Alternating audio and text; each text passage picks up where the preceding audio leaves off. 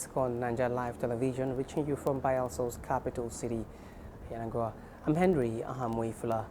In the headlines, Vice President inaugurates Kaduna Banquet Hall, commends leadership. Bielsa aide urges peace ahead of APC primaries and elections. CBN warns Nigerians against fake messages and online fraud. And Iran seizes vessels in Hormuz amid ceasefire tensions. We will bring you details shortly.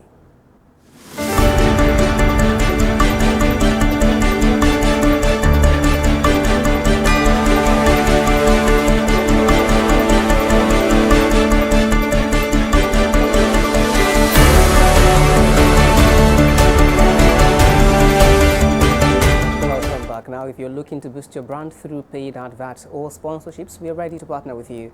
You can reach us right now via call or WhatsApp on our studio line on 0812 9340 000.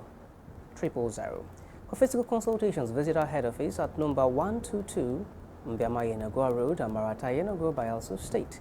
And don't forget to stay connected. Follow us on Facebook, YouTube, Instagram, TikTok, and X at Niger Live TV, or visit our website at www.nigerlivetv.com. Now the news in detail. The technical advisor to the Bielsa State Governor on Entrepreneurship Development, Mrs. Charity Godwin, has called for peace, unity and responsible conduct as political activities intensify ahead of party primaries and the general elections. In a statement, Mrs. Godwin urged citizens to make informed decisions, stressing that electoral choices will shape the future of generations. She cautioned against divisions, hatred and violence, describing the period as a time for political maturity and national responsibility. The governor's aide encouraged voters to support leaders based on character, integrity and capacity to serve, rather than sentiment or external pressure. She also called for mutual respect among political actors, noting that no election is worth the loss of lives or destruction of communities. Mrs. Godwin emphasized that peace must remain paramount throughout the electoral process, urging citizens to stay peaceful, responsible, and committed to building a better society. The Managing Director of the Niger Delta Development Commission, Chief Samuel Obuku, has called for collective action to protect the environment and preserve natural resources in the Niger Delta. In a message to mark International Earth Day, Obuku commended the people of the region for their resilience and deep connection to the environment, acknowledging their role in its preservation. He emphasized the need for shared responsibility in safeguarding the region's rich biodiversity for future generations, urged stakeholders to work together towards achieving a cleaner, healthier, and more sustainable Niger Delta. The NDDC boss also reaffirmed the Commission's commitment to sustainable practices and strategic partnerships aimed at promoting environmental and community well-being. Vice President Kashim Shettima has inaugurated a state-of-the-art banquet hall constructed by the Kaduna State Government, describing the project as a reflection of purposeful leadership and institutional strengthening. Speaking at the ceremony in Kaduna, the Vice President said the federal government would continue to support the state, citing its strategic importance in Nigeria's political and socio-economic landscape, noted that Kaduna occupies a critical position in national development, explaining the sustained federal presence through projects and policy interventions. He stated that the government remains committed to delivering impactful initiatives in the state, adding that Kaduna's relevance to the country cannot be overlooked. Commended Governor Uba Sani for combining infrastructure development with efforts to strengthen governance institutions, describing the approach as essential for sustainable growth. The Vice President stressed that beyond physical infrastructure, effective governance requires strong systems that promote efficiency, accountability, and improved service delivery. The Central Bank of Nigeria has warned Nigerians over the circulation of fake messages and online communications falsely claiming to originate from the bank. In a statement by the Acting Director of Corporate Communications, Mrs. Hakama Sidi Ali, the Apex Bank said it has observed a rise in fraudulent emails, text messages, and online posts amid aimed rather at misleading the public and gaining access to personal information. The bank explained that such messages often contain malicious links designed to trick recipients into revealing sensitive data or compromising their accounts.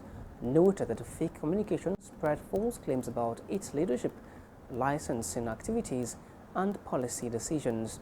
The central bank advised Nigerians to remain vigilant, avoid clicking on suspicious links, and refrain from sharing personal or financial information on unverified platforms. On the foreign scene, Egyptian President Abdel Fattah el-Sisi has hosted his Finnish counterpart Alexander Stubb in Cairo for wide-ranging talks on global security and the evolving international order. Discussions focused on developments in Iran, the Strait of Hormuz, Gaza, and the broader Middle East, alongside bilateral relations, the war in Ukraine, and transatlantic ties. At a joint press conference, President Stubb said the challenges facing Europe and the Middle East are increasingly interconnected, stressing the need for cooperation based on shared rules and norms.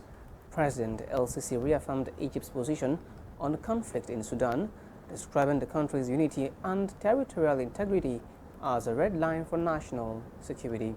He also warned diplomatic efforts by Pakistan to mediate a ceasefire between the United States and Iran, describing the move as a positive step towards stability. The Egyptian leader further condemned the attacks on Gulf states and urged the international community not to lose focus on the situation in the Palestinian territories. Still on foreign scene, Iran's Islamic Revolutionary Guard Corps has attacked and seized multiple commercial vessels in the Strait of Hormuz, escalating tensions in the region despite an ongoing ceasefire with the United States. The incidents occurred hours after President Donald Trump announced an indefinite extension of the U.S.-Iran truce to allow for peace talks. Maritime reports indicate that 3 cargo vessels were targeted, with 2 seized and another heavily damaged, while crew members were reported safe. The development has raised fresh concerns over global shipping routes as the Strait of Hormuz remains a critical corridor for international oil and trade flows. Iranian officials have rejected the ceasefire extension, describing the continued U.S. naval blockade as an act of war and a violation of the truce. The escalation has also cast uncertainty over planned peace talks in Pakistan, with diplomatic engagements now under threat.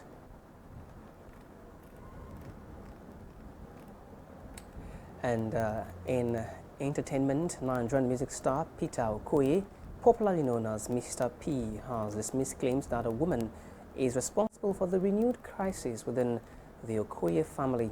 In a series of posts on his ex-handle, the singer insisted the dispute is rooted in alleged betrayal, theft, and long-standing internal disagreements spanning over 2 decades. He rejected narratives blaming women for the fallout, stating that the issues began long before marriage and have persisted for years. Mr. P also addressed criticism over his decision to stop celebrating his birthday on November 18th, a date traditionally shared with his twin brother, Paul Okoye.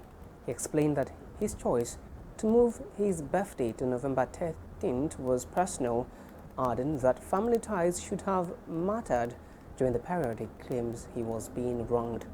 The singer further disclosed that the matter remains in court and said distancing himself from certain family members has become necessary for his peace of mind. And that concludes the news on Niger Live TV. Once again, I am Henry Ahamuefula. Thanks for watching.